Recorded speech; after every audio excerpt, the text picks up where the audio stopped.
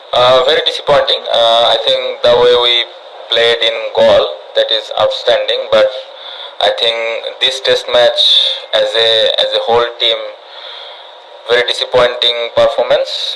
Especially batting wise, first innings we didn't bat well. So that is one thing that's why we lost this game. Usually a team, that does well in a test match, the momentum they carry to the next match. So what was the reason for having that momentum coming into this test? Confidence wise, we are in good space after the first test, but it's a new condition, new um, wickets, everything is new. But I think, as I mentioned, first innings batting was not up to the mark. If you look at our batting, first five batsmen got 30 40s and got out. So in test cricket, it's difficult for the new batter to play long innings. So that is what we need to improve as a team. But I think that's why we lost that match. Prabhat Jayasuriya went wicketless in goal for the first time in his career, but here, what did you see? What was the change did you see in him, Jayasuriya? I think in goal he bowled well, but especially here what he got a little bit more spin from the wicket, and he hold the line a little bit longer, and he execute his plan properly. That's why he got wicket here. That's what I feel. Shantu, in the second innings, what was the plan when you went out to bat? And can you tell us why the innings lasted so short? We knew that it will be a challenge for us because day 3, day 4 wicket. If you look at their batting, we got 8 wickets. So we knew as a batting unit it is going to be challenge for us, and we are not thinking too ahead of the game. We just wanted to bat as long as we can, but we couldn't manage to do that. Your batted very long innings in goal. Was there a sense that maybe there was a bit of tiredness since that first test? No, I don't think so. Shanta, you won the toss and selected to bat, but the first day was not very suited for bat. What do you think about that decision? I think I'm 100% sure about the toss decision. We wanted to bat. If you look at the condition today, and the ball is spinning more, and I felt the first innings, yes, wicket is a little bit slower, but as I mentioned, the 4-5 batsmen got start but couldn't make the big score. So that's why we finished at 247. So if those guys score big, then probably we finish at 400, 450. Then the game will be different. So I don't think it's toss. We made a wrong decision. I think we batted poorly first innings.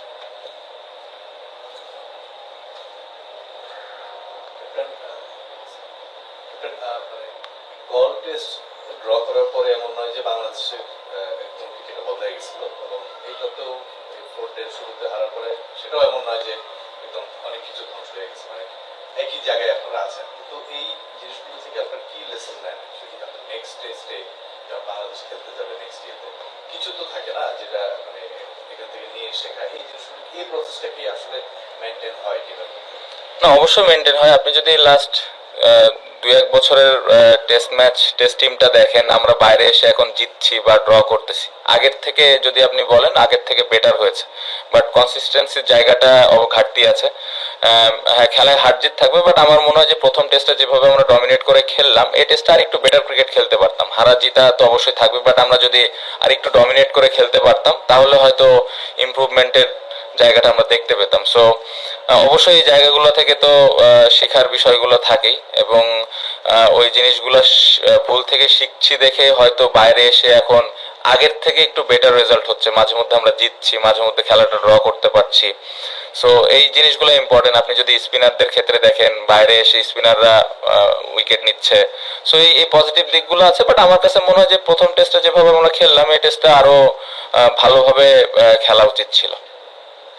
Captain আপনি first innings batting এর কথা বলছেন, বা Bangladesh first innings যে বোলিংটা করেছে, আপনার মনে হয় যে আরেকটু বেটার বোলাররা করতে পারতেন এই সিচুয়েশনে? প্লাস আরেকটা এডিশনাল প্রশ্ন, যে নাইম হাসান বলে কোনো বিলের পারফরমেন্সের উপর তাকে দেরিতে আনা ছোট ছোট স্পেলে বোলিং করানোর নিশ্চয়ই একটা পরিকল্পনা ছিল একটু বলতেন। গলে প্রথমটা কি ছিল? তো প্রথমে ছিল first bowling bowling, definitely bowling, মনে পড়ছে। বোলিং ডেফিনেটলি আমরা ভালো স্টার্ট করিনি। আপনি যদি দেখেন আমরা অনেক 4-5-6 করেও রান দিয়েছি শুরুর দিকে। সো যখন এই ধরনের মোমেন্টাম একটা ব্যাটসম্যান পেয়ে যায় তখন ডিফিকাল্ট হয় পরে স্পিনারদের জন্য আসলে ওইভাবে রানটা মেনটেন করা। তো আমরা শুরুতে ভালো বোলিং করিনি, যেটার কারণে ওরা খুব ফ্রিলি ব্যাটিং করে ফেলেছে। যদি আমরা রানটা একটু কম দিতাম, উইকেট যদি নাও পেতাম, তাহলে হয়তো আরেকটু ভালো আশা করতেই পারতাম আমরা। কারণ আপনি যদি দেখেন গতকালকে 8 উইকেট নিয়েছে আমরা খুব অল্প সময়ের মধ্যে। সো ওই প্রেশারটা বোলিং ইউনিটটা বিল্ড করতে পারে নাই, যার কারণেই ওরা এত লম্বা একটা ইনিংস খেলেছে। নাইমের বিষয় যেটা ছিল, মিরাজ ব্যাক করেছে, যদিও নাইম আগের টেস্ট ম্যাচে খুবই ভালো বল করেছে, বাট মিরাজ দলের জন্য কত কন্ট্রিবিউশন বা ওর এক্সপিরিয়েন্সটা অনেক বেশি নাইমের থেকে। সো আমি মিরাজের উপরে একটু শুরুতে বিশ্বাসটা বেশি রেখেছিলাম, এবং নাইমকে যখন আমি এনেছিলাম, কারণ ওই সময়টা আমার কাছে মনে হচ্ছিল যে একটু এক্সট্রা বাউন্সের প্রয়োজন, বলটা যখন একটু পুরান হয়েছে। সো ওইটাতে শুরুর দিকে নাইমও স্টার্ট ভালো করে নাই। সো যার কারণেই কন্ডিশনের বিচারে এবং টিমের সিচুয়েশনের কারণে ও একটু দেরিতে এসছে, বাট পরের দিকে আপনি যদি দেখেন ও খুব ভালোভাবে কামব্যাক করেছে এবং 3টা না 4টা উইকেটও তো নিল। সো এটাই রিজন ছিল। এখন আরেকটা প্রশ্ন যে টেস্ট ম্যাচে তো 4 ইনিংসে খেলা, so always there is a chance to come back, huge come back. কিন্তু বাংলাদেশের শুরু থেকে যদি আমার সুযোগ হয়েছে দেখার আর কি, সেই জায়গা থেকে আপনারা মাঝে মধ্যে মানে ইদানিং ইমপ্রুভমেন্টটা আমি স্বীকার করছি, বাট কাম ব্যাক করা ফার্স্ট ইনিংসে একটা কিছু হয়ে গেলে, আপনার বেশি রান হয়ে গেলে বা নিজেরা অল্প রান আউট হয়ে গেলে কাম ব্যাকটা কম দেখা যায়। মানে এইটা কি, এটার সঙ্গে কি ঘরোয়া ক্রিকেটের কম্পিটিটিভনেস, ল্যাক অফ কম্পিটিটিভনেসের কোনো রিলেশন আছে বলে আপনি মনে করেন? না, অবশ্যই আছে। আসলে কামব্যাকটা তখনই করা সম্ভব যখন ডিফারেন্সটা একটু কাছাকাছি থাকে। আপনি যদি 200 রান 300 রান পেছনে পড়ে যান, তাহলে এটা আসলে কামব্যাক করা খুবই মুশকিল। বোলিং ইউনিট হতে পারে, ব্যাটিং ইউনিট হতে পারে। সো এই জায়গাটাতে যদি দেখা যাচ্ছে 100 লিড পেয়েছে বা 50 লিড পেয়েছে অপোনেন্ট, ওইখান থেকে কামব্যাক করাটা সম্ভব, বা বোলিং এর ক্ষেত্রেও সেম। সো এই দিক থেকে অনেক বেশি পেছনে পড়ে গেলে ফার্স্ট ইনিংসে ওখান থেকে ফেরত আসাটা খুবই ডিফিকাল্ট। ঘরোয়া ক্রিকেটে এই ধরনের চ্যালেঞ্জ খুব বেশি থাকে না। আপনি যদি খেয়াল করে দেখেন ওদের ফিল্ড প্লেসমেন্ট, ওদের যেরকম ডিসিপ্লিন বোলিং তারা করেছে এবং ব্যাটসম্যানরা ওরা যেভাবে ব্যাটিং করেছে, এই জায়গায় অবশ্যই তো এরকম চ্যালেঞ্জ আমাদের ঘরোয়া ক্রিকেটে কখনোই থাকে না। এবং এরকম লম্বা সময় ধরে একটা ভালো জায়গায় বল করার অভ্যাসও খুব বেশি বোলারের নেই, বা ওই ধরনের উইকেটও ওইখানে থাকে না। সো সব মিলে ঘরোয়ার সাথে যদি আপনি কম্পেয়ার করেন অবশ্যই ডিফারেন্স আছে, বাট যদি আরেকটু ডেভেলপ করা যায়, ওই চ্যালেঞ্জগুলো যদি ওইখানেও ছোট ছোট আস্তে আস্তে ভাবে আনা যায়, তাহলে এই জায়গায় চ্যালেঞ্জটা একটু কম ফেস করবে। বাট এটা ডিফিকাল্ট ঘরোয়া ক্রিকেটের সাথে ইন্টারন্যাশনাল আসলে একদম ম্যাচ করা। কম্পিটিটিভনেসের প্র্যাকটিসটা তো খেলোয়াড়ের নিজেকেই করতে হবে, যে যে লেভেলই খেলতে হবে। অবশ্যই এখানে প্লেয়ারদের দায়িত্ব নিতে হবে, প্লেয়ারদেরই বুঝতে হবে যে আসলে আমি কোন চ্যালেঞ্জটা ফেস করবো ইন্টারন্যাশনালে। তো ওই অনুযায়ী ঘরোয়া ক্রিকেট যখন আমরা খেলবো তখন ওই চিন্তা ভাবনাটা নিয়ে যেন আমরা খেলি, এবং ওই প্র্যাকটিসটা যেন ওইখানে আমরা করি, এবং ওই অনুযায়ী আমি যেন ইউটিলাইজ করার চেষ্টা করি ওই প্ল্যানগুলো। দেন তাহলে এই জায়গায় এসে আমি ওই অনুযায়ী খেলতে পারবো। সো এখানে প্লেয়ারদের অনেক বড় দায়িত্ব যে আমি আসলে ঘরোয়া ক্রিকেট থেকে আমি কি চাই, আমার কোন জায়গায় ল্যাকিংস আছে, কোন জায়গাটা আমি ইমপ্রুভ করতে চাই। ক্যাপ্টেন ক্যাপ্টেন যেটা বললেন যে ম্যাচে আসলে জয় পরাজয় দুটোই থাকবে, কিন্তু আসলে ম্যাচের 4th ডেটে এসে লিটন দাস যেভাবে আপনি ব্যাটিংটা করলেন, এটা কি আরেকটু দায়িত্বশীল হতে পারতো কিনা, এক? আর 2 নম্বর, যেহেতু আপনি ক্যাপ্টেন, নিশ্চয়ই একাদশ সাজানো কিংবা দল যখন গঠন করে আপনার একটা ইনপুট থাকে। এনামুল হক বিজয় আসলে আপনি ওপেনার হিসেবে নিয়েছেন, মানে একটা ট্রানজিশন যখন চলছে টেস্টে, সেখানে আপনি আসলে ইয়াংদেরকে প্রেফারেন্সটা না দিয়ে মানে এনামুল হক বিজয়কে নিয়েছেন, এটার আসলে আপনার মাইন্ডসেটটাই কি? লিটনের বলটা খুবই ভালো বল হয়েছে। আমার কাছে মনে হয়নি যে খুব ইজিলি আউট উইকেটটা দিয়ে দিয়েছে, তার ভালো বল হয়েছে, এবং ওই বলের থেকে বেটার কোনো কিছু করা যেত কিনা আমার কাছে আসলে মনে হয়নি। বল সুন্দর জায়গা থেকে টার্ন করেছে। বিজয় ভাইয়ের বিষয়টা আপনি যদি বলেন, 9000 ফার্স্ট ক্লাস রান, 24টা 149টা 50। সো এরকম একটা এক্সপিরিয়েন্স খেলোয়াড়কে আমরা কেন দলে নিব না? তো ওই চিন্তা করে নেওয়া হয়েছিল। আমরা ওপেনাররা অলওয়েজ স্ট্রাগল করতেছিল লাস্ট কয়েক বছর ধরে। জয়, জাকির কিছু কিছু ম্যাচ ভালো করেছে, বাট তারপরে দেখা গেছে যে ওইরকম কন্ট্রিবিউট করতে পারেনি। তো আমরা এরকম একজন এক্সপিরিয়েন্স খেলোয়াড় খুঁজতেছিলাম যার পেছনে অনেক রান আছে, যে কিনা এক্সপিরিয়েন্স একটু এই ফরম্যাটটাতে। সো এই চিন্তা করে, এটা আমার থটস ছিল, এই চিন্তা করে এই দলে তাকে নেওয়া হয়েছিল। আনফরচুনেট করতে পারে নাই, অপরচুনিটিস ছিল, বাট হ্যাঁ এখন রেজাল্ট সে দিতে পারে নাই দলের জন্য, এটা অবশ্যই ডিসঅ্যাপয়েন্টিং। বাট আমি স্টিল বিলিভ করি যে তার যদি সামনে অপরচুনিটি আসে অবশ্যই সে ভালো কিছু করবে, এবং আমি পার্সোনালি মনে করি যে শুধু তার উপরে দোষটা দেওয়াটা বোকামি হবে। অ্যাজ এ টিম হিসেবে আমরা আসলে এই ম্যাচটা ভালো খেলি নাই। শান্ত ভাই, আমরা আসলে এই ম্যাচ থেকে যদি ওভারঅল চিন্তা করেন আসলে কি কি প্রাপ্তির গল্প রয়েছে, এবং এখান থেকে কি অনুপ্রেরণা নিয়ে ওয়ানডে সিরিজে যেতে চান, যেহেতু আমরা ওয়ানডে ফরম্যাটটাও ভালো খেলি, আর দেশে 25 বছর টেস্টের প্রতিটি অনেক আয়োজন চলছে। 25 বছরে বাংলাদেশ ক্রিকেট আসলে কতদূর এগুলো, এবং সামনের দিনগুলোতে আপনারা দর্শকদের কি দিতে চান? আমার মনে হয় নাইমের বোলিংটা আমরা এই সিরিজ থেকে নিতে পারি। 7 বছরে মনে হয় 7টা টেস্ট ম্যাচ খেলার সুযোগ হয়েছে তার।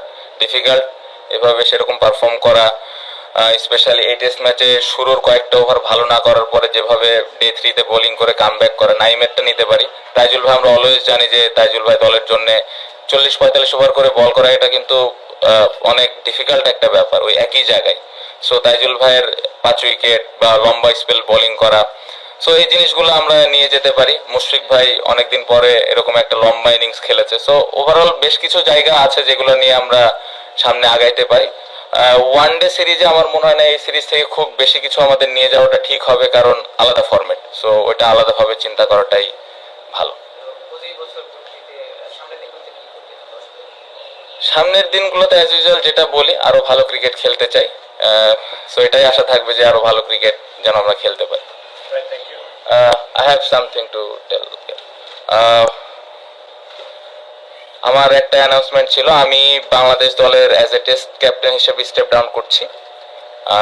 আমি টেস্ট ফরম্যাটে আর কন্টিনিউ করতে চাই না, এবং আমি একটা জিনিস একটু ক্লিয়ারলি সবাইকে মেসেজটা দিতে চাই, এটা কোনো পার্সোনাল কোনো কিছু না, ইটস টোটালি টিমের বেটারমেন্টের জন্য এই ডিসিশনটা আমি নিয়েছি, এবং আমি মনে করি যে এটাতে টিমের ভালো কিছুই হবে। কারণ আমি এই ড্রেসিং রুমটাতে লাস্ট কয়েক বছর ধরে লম্বা সময় ধরে থাকার সুযোগ হয়েছে। আমি মনে করি যে 3টা ক্যাপ্টেন এই ড্রেসিং রুমে যোগ দিক, এটা এক ব্যক্তিগত মতামত।